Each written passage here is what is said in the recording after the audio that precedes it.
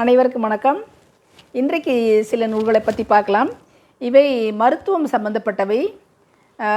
கை வைத்தியம்லாம் சொல்லுவாங்க, பாட்டி வைத்தியம் சொல்லுவாங்க, வீட்டு வைத்தியம்னு சொல்லலாம். அந்த மாதிரி சில நூல்கள் நூற்றாண்டு காலம் நோயின்றி வாழ மருத்துவ நூல் வரிசைன்னு சொல்லிட்டு இஞ்சி சுக்கு வைத்தியம், வல்லாரை எருக்கு ஊமத்தை வைத்தியம், கடுக்காய் வைத்தியம், சோம்பு ஓமம் வைத்தியம், இதெல்லாம் செய்கிறதால ரொம்ப பக்க விளைவுகள் இல்லை. இது வெற்றியும் அளவோடு தான் சாப்பிட்ணும்.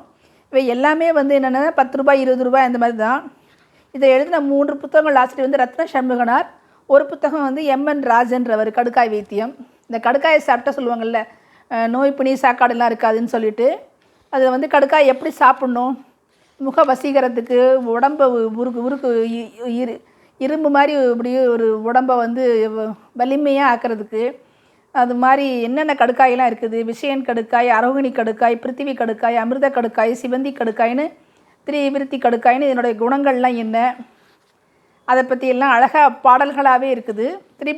திரிபலை சூரணம்னு எப்படி செய்கிறது, அது எதுக்காக யூஸ் ஆகுதுன்னு சொல்லிட்டு. அடுத்து இஞ்சி சுக்கு இதெல்லாம் எப்போ சாப்பிட்ணும், இஞ்சி காலம்பரை சாப்பிட்ணும், சுக்கு நண்பகல், கடுக்காய் இரவில் சாப்பிட்லாம். சுக்கு உருண்டை, சுக்கு அல்வாலாம் இந்த பிரசவம் ஆன பெண்கள் சாப்பிடக்கூடியதுன்னு கொடுத்துருக்காங்க இந்த புக்கில். சோம்பு ஓமம் வைத்தியம் அப்படி தான். சோம்பு கஷாயம், சோம்பில் வேற இந்த 2-3 வகை இருக்குது, அது போட்டிருக்காங்க. இந்த சோம்பில் எண்ணெய், சோம்பு பெருஞ்சீரகம், அது எண்ணெயை எடுத்து நிறைய பொருட்களில் சமைக்க பயன்படுத்துகிறாங்க.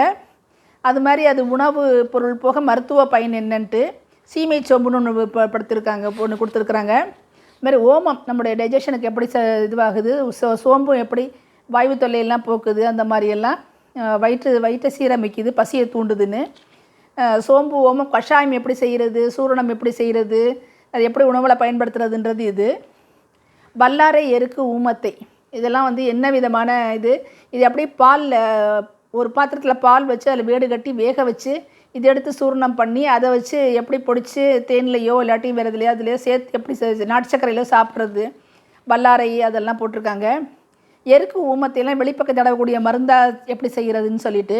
சோம்பும் இதுலேயும் சோம்பு கொடுத்துருக்குறாங்க.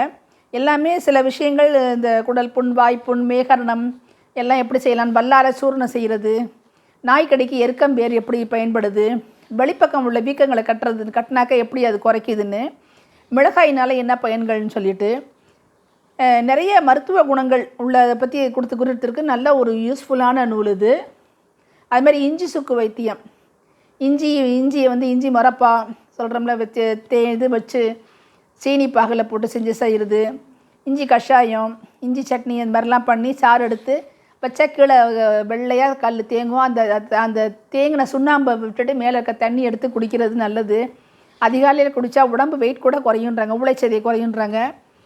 உடம்பு சுறுசுறுப்பாக இருக்கும், பசியை தூண்டும், வெயிட் லாஸ்க்கு இதை பயன்படுத்தலாம்லாம் சொல்கிறாங்க. இஞ்சி இதில் என்னென்னலாம் போட்டு பண்ணுறாங்க, இஞ்சியை பாலில் போட்டு சாப்பிட்றது, அது மாதிரி எல்லாம் போட்டு பித்தத்தை குறைக்கிறது.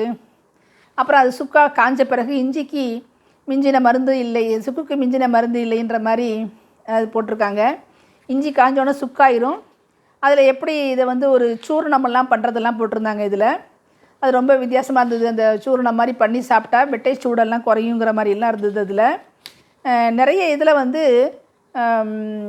கற்றாழை வேர், முள்ளி வேர், கடுக்காய்த்தோடு, மிளகு, உரித்த வெள்ளைப்பூண்டு, பனை வெல்லம், பசும் நெய், இதிலெல்லாம் எடுத்து செஞ்சோன்னாக்க இது மூல நோய் இதுக்கெல்லாம் குணமாக்குன்னு போட்டிருக்காங்க. நிறைய வைத்திய குறிப்புகள், மருத்துவ குறிப்புகள் இருக்குது இதில். வீட்டில் இருக்க பொருட்களை கொண்டே எப்படி ஆனால் இதெல்லாம் மெதுவான ரெமடி தான் கொடுக்கும். நாள் கணக்கில் சாப்பிட்ணும். 40 நாள் 30 நாள் 40 நாள் கணக்கு, 40 நாள் 1 மண்டலம் கணக்கில் 48 நாள் சாப்பிட்ணும். அந்த மாதிரி இதில் இதை பயன்படுத்தணும். எப்பெல்லாம் பயன்படுத்தணும், எப்படி பயன்படுத்தணுன்ற எல்லா விதமானதும் வழிகாட்டியாக இருக்குது இந்த நூல், இந்த 4 நூல்களும். நன்றி.